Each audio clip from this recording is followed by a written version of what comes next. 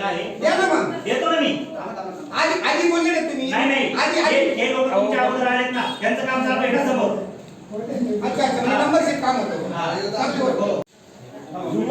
त्यांचं झाल्यानंतर मी तुमचं ऐकतो. त्यांचा विषय होता, यांचा विषय चालू आहे. तुमच्या अगोदर आलेले लोक आहेत, कधी आलेले? तुमच्या अगोदर आलेले तुम्ही आहेत. काम कसं नियोजन केलेलं आहे तुम्ही? आठवड्याचा टाइम दिलेला आहे. चला या साहेब. चालू राहू द्या. या वेलकम. साहेब नमस्कार.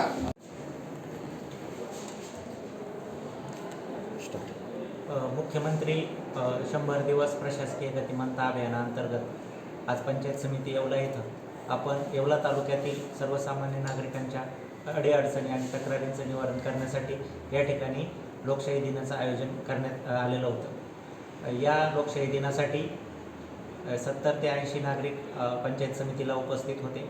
त्यातल्या 15 ते 20 नागरिकांच्या ज्या समस्या होत्या त्याच्यातल्या बहुतांश नागरिकांच्या ज्या समस्या होत्या त्या बऱ्यापैकी घरकुलासाठी जागा उपलब्ध नसणे किंवा घरकुलांचे त्यांचे हप्ते न पडणे किंवा त्यांचे रोजगार हमीचे पैसे न मिळणे किंवा घनकचरा आणि सांडपाणी व्यवस्थापनाच्या संदर्भामध्ये त्या समस्या होत्या.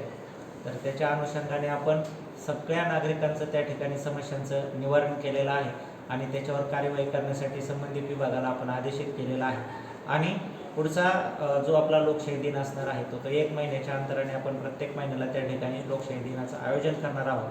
आणि पाठीमागच्या लोकशाही दिनामध्ये ज्या नागरिकांनी तक्रारी दिलेल्या होत्या तर कमीत कमी पुढच्या लोकशाही दिनापर्यंत त्या 100% तक्रारींचं आपण कुठल्याही परिस्थितीत त्या ठिकाणी निराकरण करणार आहोत.